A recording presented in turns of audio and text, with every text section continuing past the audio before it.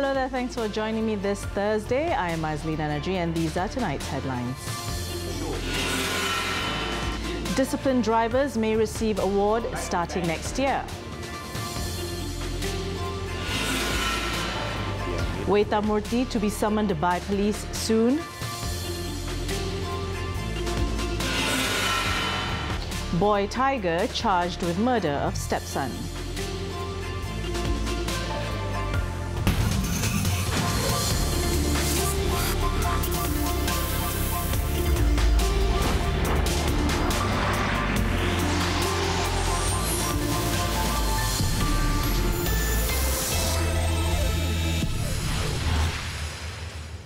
Khairul Izaini Khairuddin, better known as Boy Tiger, was charged at the Ampang Magistrates Court with the murder of his 3-year-old stepson 2 weeks ago.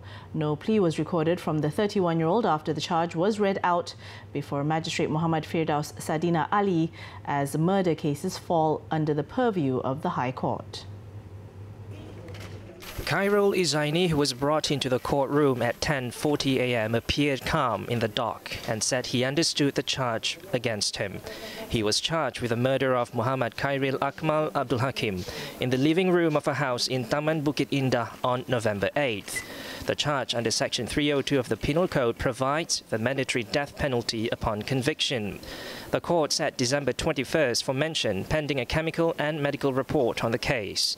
The couple was alleged to have sent the victim, who was then unconscious, to Ampang Hospital last November 8th and then fled after being informed about the boy's death. Boy Tiger was arrested last November 12th at the Kajang Hospital when he went to visit his wife, who was receiving treatment after giving birth to a baby boy. Elsewhere, 3 men were charged at the Johor Bahru Sessions Court with attempting to bribe enforcement officers. 2 of the accused pleaded guilty while another claimed trial. 68-year-old Chang Kok Yeo pleaded guilty to the charge of offering 500 ringgit to a Kluang Municipal Council or MPK assistant enforcement officer on September 3rd this year. The money was an inducement to extend the grace period to clear up his scrapyard at Jalan Rumah Panjang, Kluang, which was due on September 4th. An insurance agent, Daniel Chiu Zen Yuan, aged 32, also pleaded guilty to the charge of attempting to bribe a policeman attached to the Johor Bahru Selatan Police Headquarters in August. The 100 ringgit bribe was an inducement to not take action against him for obstructing a public servant from carrying out his duty.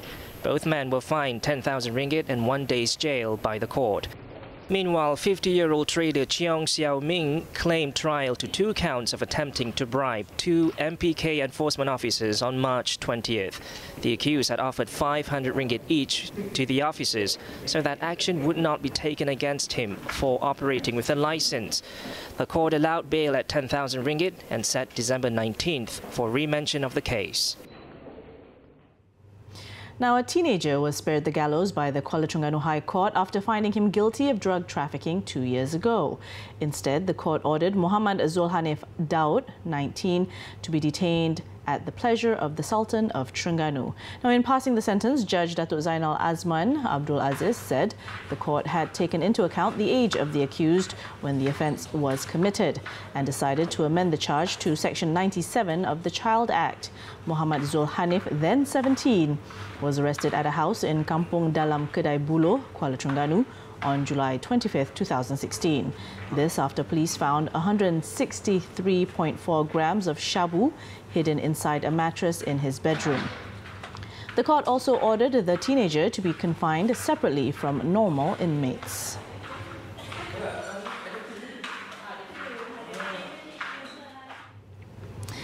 Under fire, Minister in the Prime Minister's Department P. Weta Murthy should be given a chance to show what he can do and should not be judged for his past action. Prime Minister Tun Dr. Mahathir Mohamad said this, adding that the people can sign petitions, but it is not an order for Weta Murthy to resign. He can make a petition. If Weta Murthy wants to resign, he can, but he doesn't want to resign. That is a petition, not an order. You also can make a petition so that I stop becoming Prime Minister and answering your silly question. Give him a chance lah. Dia baru mula lah. sudah lama boleh betul lah. Now he cannot. I mean, he's 30. The people he knows, he appoints. But he cannot appoint somebody he doesn't know. But most of the people he knows must be from Hindraf or from the Indian community. But the unity means you must have Malaysian, Indian, Iban, Kadazan, Dusun. A petition calling for Wethamurti to be sacked has so far garnered over 150,000 signatures.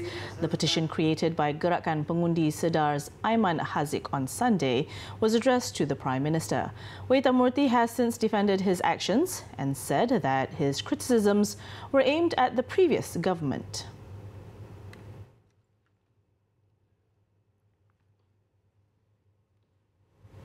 Now, police will also call Wethamurti to assist in the investigation into his controversial video, which has gone viral on social media. Deputy Inspector General of Police Tan Sri Nur Rashid Ibrahim said the minister was expected to give clarification on comments he made abroad, which allegedly had tarnished the image of the country. Speaking at a press conference in Kuala Lumpur today, Tan Sri Nur Rashid said Wethamurti would be called in soon, but did not elaborate further. Kita akan panggil apabila tiba masanya untuk kita jalankan siasatan. Kita tengok keadaan. Saya melihat keadaan yang sesuai, nanti kita akan panggil. Mungkin dalam masa yang terdekat. In a video clip that has recently been making its rounds, Wethamurti, who is also Hindraf chairman, was making disparaging remarks about Malaysia on the supposed abuse of human rights pertaining to the Indian community. This angered many quarters and has even incurred the wrath of various groups, some of whom have called for the minister's resignation. Malaysian Indian, and we were brought in as... Meanwhile, on the planned protest gatherings against the proposed ratification of ICERD next month, Tan Sri Nur Rashid stressed to the organisers to respect the law. Diberi kebebasan untuk dia bersuara. Ya. This is a democratic country. Ya. However, saya perlu mengingatkan siapa juga yang hendak menjalankan apa-apa perbuatan atau juga aktiviti. Negara kita juga mempunyai undang-undang yang harus dipatuhi. Ya. So maka saya ambil kesempatan ini untuk mengingatkan mereka-mereka yang terlibat supaya apa juga tindakan yang mereka nak lakukan itu mestilah di dalam lingkungan ketetapan yang diberikan oleh undang-undang itu sendiri. Recently, PAS and UMNO announced that they would hold a joint rally to protest against the ICERD in the federal capital on December 8th. Tan Sri Nur Rashid also said police have received over 150 reports on issues relating to the international convention. He added several individuals would be called in to have their statements recorded and facilitate investigations into the matter. In other news, from next year, motorists who displayed courtesy and discipline on the roads could be rewarded. Transport Minister Anthony Lok said the idea was put forward by Petroleum Nasional Berhad Petronas to him on Thursday. He also said the suggestion was a welcome one and expressed his ministry's commitment to create courteous motorists, which would in turn tackle the issue of safety and fatalities on Malaysian roads. As far as good behavior is concerned, I was given a suggestion just now that they are developing some applications right now to test or to evaluate the driving behavior of drivers while they are driving. When you on that apps, you have that evaluation, whether you are good behavior, you are good drivers or not. Our friends at the side, don't worry, everyone gets... Speaking to reporters at the Kuala Lumpur International Motor Show 2018 earlier today, Lok said Petronas was developing the application which can gauge motorists' attitude. It would then reward them with petrol and toll rebates if they reach a certain score within a month. This follows Lok's announcement in September that the government is considering offering discounts for vehicle insurance to courteous drivers from next year.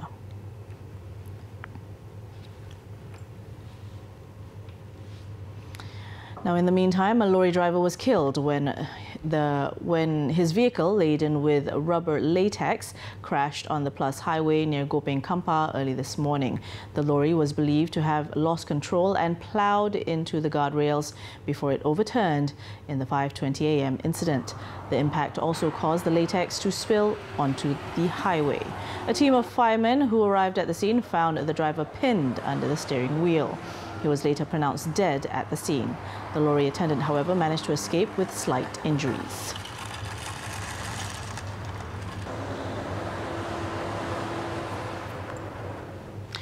Former Prime Minister Datuk Sri Najib Tun Razak admitted his administration was duped by quarters entrusted to monitor One Malaysia Development Berhad 1MDB.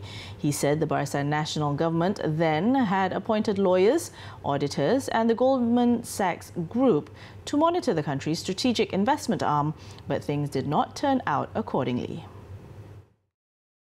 Itu berarti kita mengakui bahawa kita telah ditipu oleh jutawan Jolo ini. Ya, kalau begitu memang kita itulah kesimpulan kalau kita ambil kira apa yang kita tahu hari ini. Ya.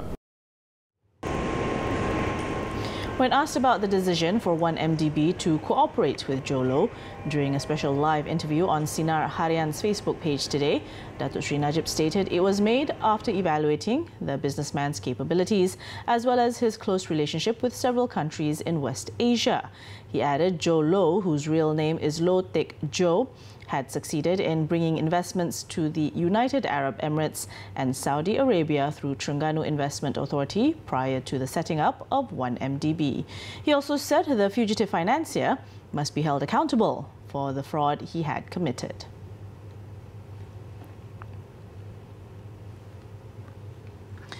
Now, Goldman Sachs Malaysia fraud and bribery scandal intensifies after two Abu Dhabi investment funds claimed in a lawsuit they suffered losses from the bank's central role in the case. International Petroleum Investment Co., IPIC, and Abar Investments alleged in a US court filing that Goldman Sachs paid bribes to former fund officials involved in dealings with 1MDB. According to the court filing, the bribed officials were named as IPIC's former managing director, Khadim Al-Qubaisi, and ex-Abar Investments Chief Executive Officer, Ahmed Badawi Al-Husseini. Now, the fund officials had, in exchange, agreed to manipulate and mislead the two funds, including misusing their names, networks and infrastructures to further the criminal schemes. The US Justice Department claims Al-Qubaisi received $473 million that was siphoned from 1MDB in 2012. At least 3 senior current or former Goldman executives were implicated in the first charges against individuals by US prosecutors. The US alleged that a small group of Malaysians diverted money from 1MDB into personal accounts disguised to look like legitimate businesses and kicked back some of those funds to officials.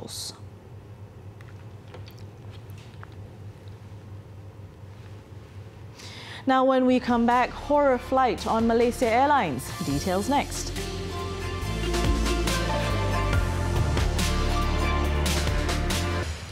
Welcome back. Now let's head into our daily segment Clickbait, where we take a look at what's trending and making rounds in the cyber world today.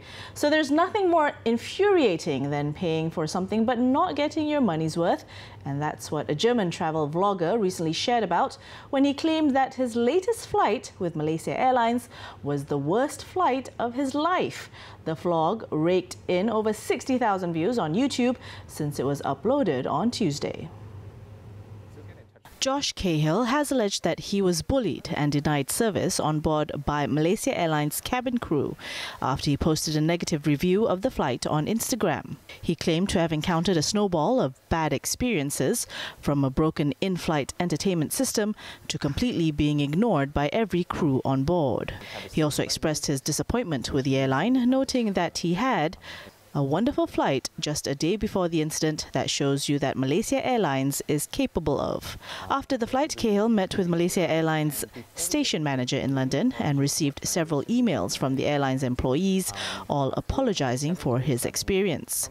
Cahill was also contacted by the company's CEO, Izam Ismail, who on top of apologies offered to refund his flight ticket. However, Cahill refused to pursue it, as his point was to shine light on how he was mistreated during the flight.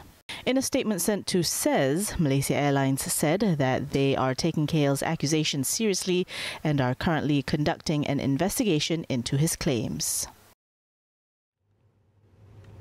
Now updated as of 7 p.m, here are the top trending topics and searches on the internet today.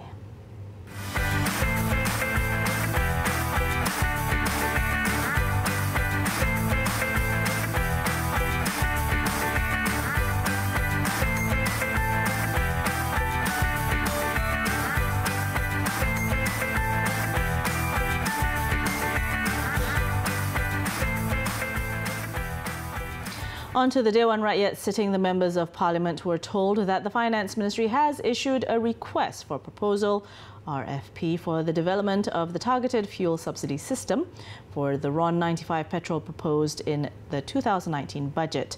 The tender requires the interested parties to propose, develop, supply, commission, as well as operate the system's software and application.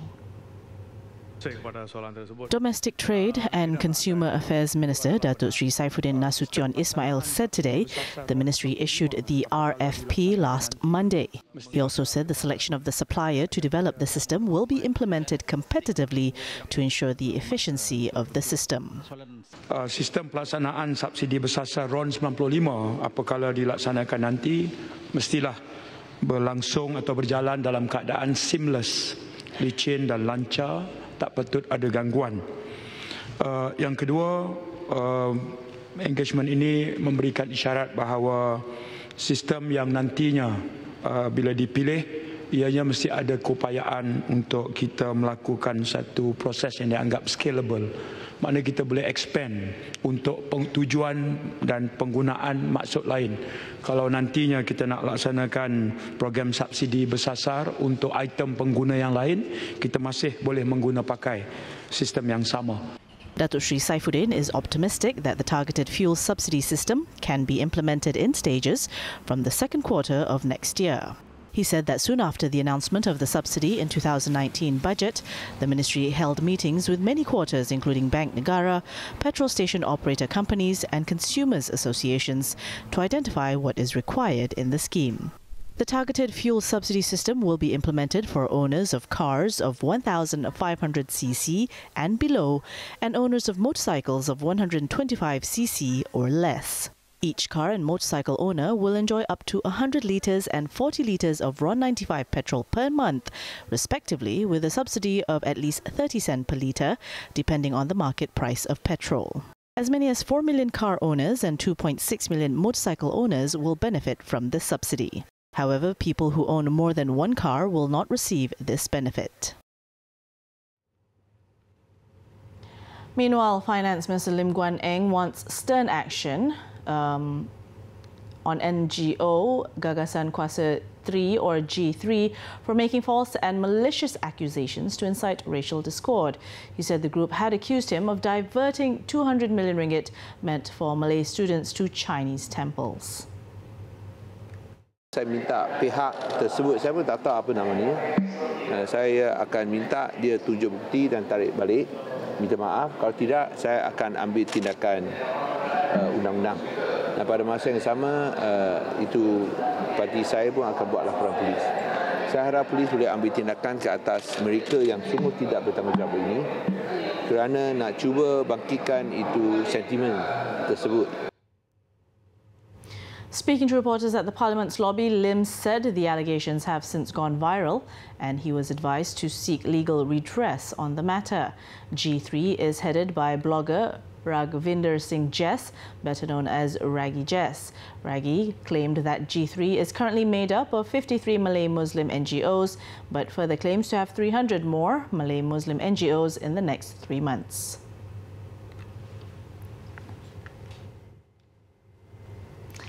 Now, electronic cigarettes or vape and shisha containing nicotine will be included under the no smoking regulation in all food premises that will be enforced next year.